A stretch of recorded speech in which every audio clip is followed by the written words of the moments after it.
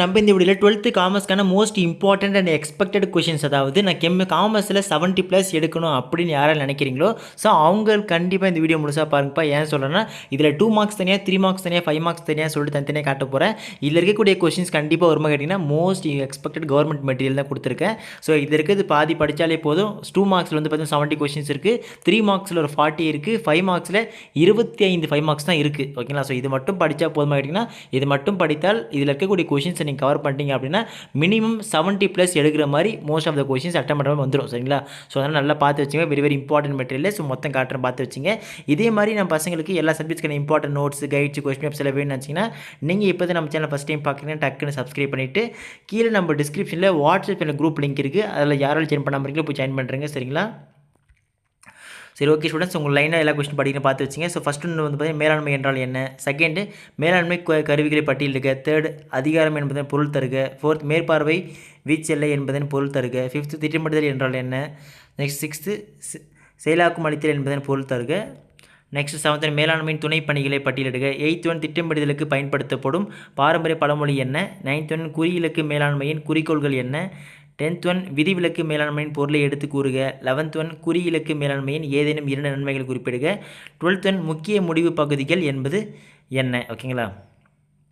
13th one அமைப்பு நிறுவனங்களின் கூறுகள் யாவை, 14th ஒன் உடனடி சந்தை என்றால் என்ன, 15th ஒன் கடன் சந்தை என்றால் என்ன. இன்னொரு முக்கியமான விஷயம், நம்ம பசங்களுக்கு இந்த பிடிஎஃப் வேணும் அப்படின்னு நினச்சிங்கன்னா கீழே டிஸ்கிரிப்ஷனில் வந்து பார்த்தீங்கன்னா நம்ம பசங்களுக்கு இன்ஸ்டாகிராம் ஐடி இருக்குது. நம்மளோட இன்ஸ்டாகிராம் ஐடியை ஃபாலோ பண்ணிவிட்டு பிடிஎஃப்னு கமெண்ட் பண்ணிங்கன்னா உங்களுக்கு இந்த பிடிஎஃப் வந்து சேரும்ப்பா. ஸோ மறந்துடாதீங்க, டிஸ்கிரிப்ஷன்லையும் கமெண்ட் செக்ஷன்லையும் இன்ஸ்டாகிராம் ஐடி இருக்குது. யாரெல்லாம் ஃபாலோ பண்ண முடியும் ஃபாலோ பண்ணுறேன். சரிங்களா?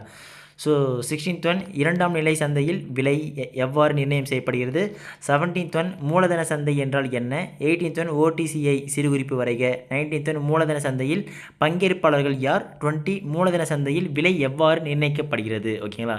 ஸோ இதில் வெரி வெரி இம்பார்ட்டன்ட்பா. 21 வைப்பு சான்றிதழ் சந்தை என்றால் என்ன, 22 அரசு பத்திரங்கள் சந்தை என்றால் என்ன, 23 ஏலமிடுதல் என்பதன் பொருள் என்ன, 24 மாற்றம் என்பதன் பொருள் யாது, 25 பங்கு சந்தை என்றால் என்ன, 26 இந்தியாவில் உள்ள ஏதேனும் 5 பங்கு சந்தைகளை பற்றி எழுதுக, 27 துணை தரகர் என்றால் என்ன, 28 தரகர் என்று யாரை அழைக்கிறார்கள். ஓகேங்களா? ஸோ இதில் வெரி வெரி இம்பார்ட்டன்ட் 2 மார்க்ஸ்ப்பா. ரிப்பீட்டட் கொஸ்டின்ஸ் உட்பட நல்லா படிச்சு வச்சுருங்க.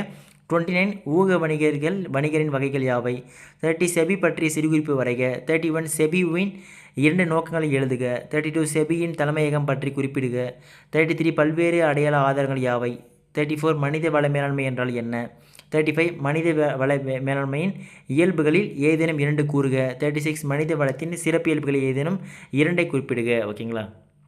நெக்ஸ்ட் 37 மனித வள மேலாண்மையின் மேலாண்மை பணிகள் என்னென்ன, 38 ஆட்சேர்ப்பின் பொருள் தருக, 39 பதவி உயர்வு என்றால் என்ன, 40 அகவள ஆட்சேர்ப்பின் ஏதேனும் 2 கூறுக, 41 ஆட்சேர்ப்பு முறையில் வேட்டையாடுதல் என்றால் என்ன, 42 நேர்காணல் என்றால் என்ன, 43 ஒழுங்குமுறை சந்தை என்றால் என்ன. ஓகேங்களா? ஸோ வெரி வெரி இம்பார்ட்டன்ட், அடிக்கடி கேட்கக்கூடிய முக்கியமான கேள்விகள்ப்பா. 44 கள சந்தை என்றால் என்ன, 45 சேவை சந்தை இடுதல் என்றால் என்ன, 46 பசுமை சந்தை இடுதல் என்றால் என்ன, 47 நுகர்வோர் என்பவர் யாவர், 48 கலப்படத்திற்கு 2 எடுத்துக்காட்டுகள் தருக, 49 ஜான் எஃப் கென்னடியின் நுகர்வோரின் உரிமைகள் யாவை, 50 நுகர்வோர் பாதுகாப்பு சட்டம் 1987 சிறுகுறிப்பு வரைக, 51 வணிகத்தின் முதன்மை நோக்கங்கள் யாவை. ஓகேங்களா?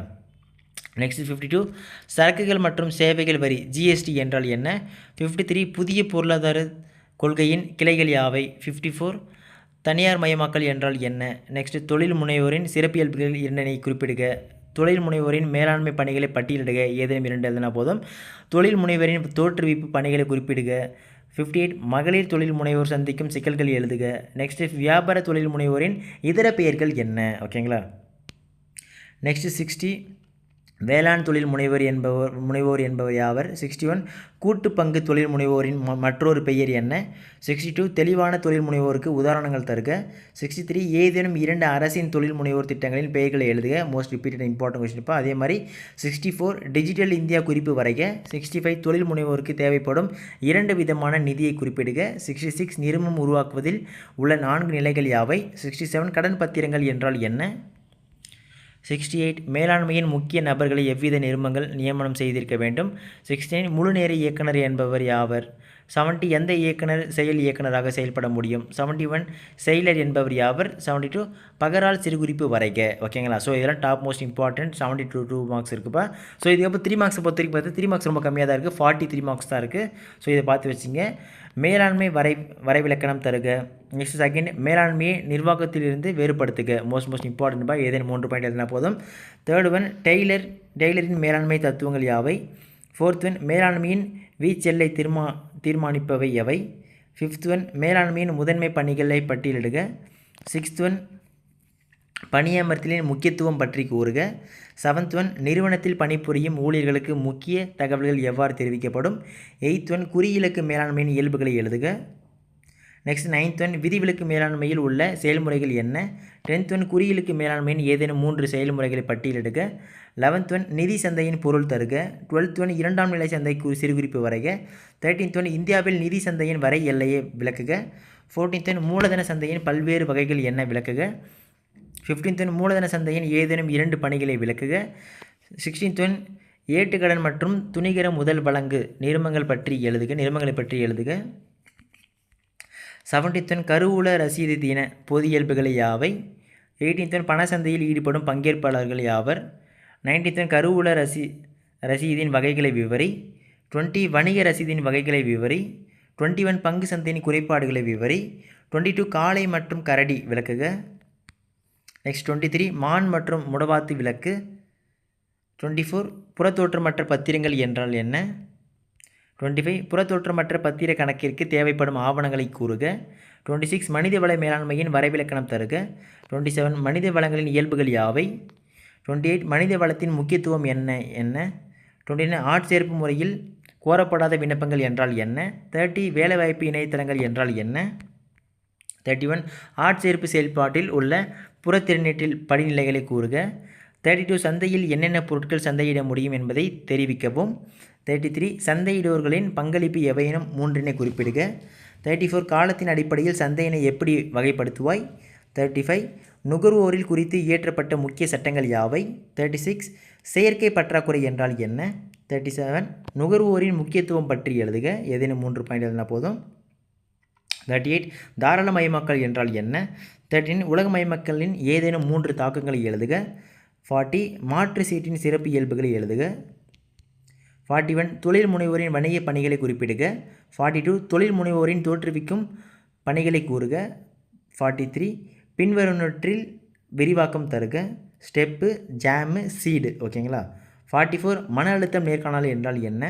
45 பல்வேறு வகையான முன்னுரிமை பங்குகளை சுருக்கமாக கூறுக. ஓகேங்களா? 46 ஒரு தனியார் நிறுவனத்தில் குறைந்த அளவு எத்தனை இயக்குநர்கள் இருக்க வேண்டும் என்பதை குறிப்பிடுக. 47 சட்டமுறை கூட்டம் என்றால் என்ன? 48 சாதாரண தீர்மானம் தேவைப்படும் ஏதேனும் 3 செயல்பாடுகளை தருக. ஓகேங்களா? ஓகே ஸ்டூடெண்ட்ஸ், 3 மார்க்ஸ் அவ்வளோதான் பசங்களா. ஸோ 3 மார்க்ஸ் 48 இருக்குது, 2 மார்க்ஸ் 70 இருக்கும். 5 மார்க்ஸ் வந்து மொத்தமாக ரொம்ப இல்லை. 5 மார்க்ஸ் 26 5 மார்க்ஸ் தான் இருக்குது, 26 தான் இருக்குது, பார்த்து வச்சுங்க சரிங்களா. 5 மார்க்ஸை பொறுத்த வரைக்கும் மோஸ்ட் இம்பார்ட்டன்ட்பா. கண்டிப்பாக இதிலிருந்து பல 5 மார்க்ஸ் எதிர்பார்க்கலாம். ஸோ மிஸ் பண்ணுறாங்க எக்ஸ்பெக்டட் கொஷின்ஸு. நவீன மேலாண்மையின் கோட்பாடுகளை விவரி, first one. Next second one மேலாண்மையின் அடிப்படை கருத்துக்களை விவரி. நெக்ஸ்ட் தேர்ட் ஒன் மேலாண்மையின் பல்வேறு பணிகளை விளக்குக. ஓகேங்களா? நெக்ஸ்ட் ஃபோர்த் ஒன் குறியிலக்கு மேலாண்மையின் நன்மைகள் யாவை? ஃபிஃப்த் ஒன் விதிவிலக்கு மேலாண்மை நன்மைகள் என்ன? சிக்ஸ்த் ஒன் பல்வேறு வகையான நிதி சந்தையை விளக்குக. நெக்ஸ்ட் செவன்த் ஒன் முதல் நிலை சந்தை மற்றும் இரண்டாம் நிலை சந்தை வேறுபடுத்துக. நெக்ஸ்ட் எயித் ஒன் பணச்சந்தை மூலதன சந்தை வேறுபடுத்துக. 9th ஒன் ஏதேனும் 5 பங்கு சந்தை தன்மைகள் விவரி. நெக்ஸ்ட் 10th ஒன் செபியின் பணிகளை விவரி. 11th ஒன் மனித வளத்தின் சிறப்பியல்புகளை விளக்குக. நெக்ஸ்ட் 12th ஒன் ஆட்சேர்ப்பு முறையில் உள்ள அகவளங்களை விளக்குக. 13th ஒன் ஆட்சேர்ப்பு தேர்ந்தெடுத்தல் வேறுபடுத்துக. நெக்ஸ்ட் 14th ஒன் நுகர்வோர் எவ்வாறு சுரண்டப்படுகிறார்கள் என்பதை விளக்குக. நெக்ஸ்ட் 15th ஒன் நுகர்வோர் பாதுகாப்பு சட்டம் 1986 நோக்கங்கள் யாவை? 16th ஒன் நுகர்வோரின் கடமைகளை விளக்குக. 17th ஒன் காசோலை மற்றும் மாற்று சீட்டு வேறுபடுத்துக. 18th ஒன் மகளிர் தொழில் முனைவோர் சந்திக்கும் பிரச்சனைகளை விவரி. நெக்ஸ்ட் 19th ஒன் ஏதேனும் 5 அரசின் தொழில் முனைவோர் மேம்பாட்டு திட்டங்களை விளக்குக.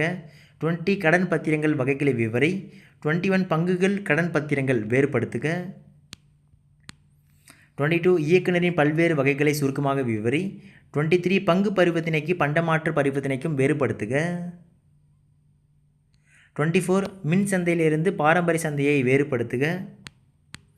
நெக்ஸ்ட் 25 பணி வழி பயிற்சி பணி வழிபற்ற பயிற்சி முறைக்கும் வேறுபடுத்துக. ஓகேங்களா. நெக்ஸ்ட் நிபந்தனை நம்புறுதிகளை வேறுபடுத்துக. ஓகேங்களா. ஓகே ஸ்டூடெண்ட்ஸ், இவ்வளோ தான் உங்களுக்கு questions. So top most important 2 marks 3 marks 5 marks சொல்லிட்டு எல்லாத்தையும் கொடுத்து காமிச்சிருக்கேன். ஸோ இது இருக்கக்கூடிய கொஷின்ஸ் எல்லாம் நல்லா படிச்சு வச்சிங்க போய் வெரி இம்பார்ட்டன்ட், மார்க் பண்ணி நல்லா படிங்க. இதுலேருந்து பல கேள்விகள் இதை படித்தா எவ்வளோ ப்ரோ மார்க் எடுக்கலாம் கேட்டிங்கன்னா அடிச்சு சொல்கிறேன் 70+ அழகாக ஸ்கோர் பண்ணுற அளவுக்கு இதுலேருந்து பல கேள்விகள் நிச்சயமாக வரும். ஸோ 1 மார்க்கும் நல்லா பார்த்து வச்சுருங்க. கண்டிப்பாக நம்ம பசங்க தர மார்க் ஸ்கோர் பண்ணாமல் கவலைப்படாதீங்க. இதே மாதிரி மற்ற எல்லா சப்ஜெக்ட்ஸ்க்கான important notes guides question website நம்ம தொடர்ச்சி வீடியோ போகிறோம். ஸோ அதெல்லாம் மிஸ் பண்ண தெரிஞ்சிக்க நீங்கள் இதை இப்போ நம்ம சேனல் ஃபஸ்ட் டைம் பார்க்கக்கூடிய மாணவர்களாக சப்ஸ்கிரைப் பண்ணி கீழே டிஸ்கிரிப்ஷனில் வாட்ஸ்அப் குரூப் லிங்க் இருக்கும். ஒருவேளை இந்த பிடிஎஃப் வேணும்னு நம்ம பசங்க கீழே கமெண்ட் செக்ஷனில் இன்ஸ்டாகிராம் ஐடி இருக்கும், அதில் போய்ட்டு ஃபாலோ பண்ணிட்டு ஃபாலோ பண்ணிட்டீங்கன்னா நம்ம வந்து பார்த்தீங்கன்னா பிடிஎஃப் ஷேர் பண்ணுறோம். ஓகேங்களா. ஓகே ஸ்டூடெண்ட்ஸ், அடுத்து தொடர்ந்து பார்க்கலாம்ப்பா. மிஸ் பண்ணுறாதீங்க. Tata, by.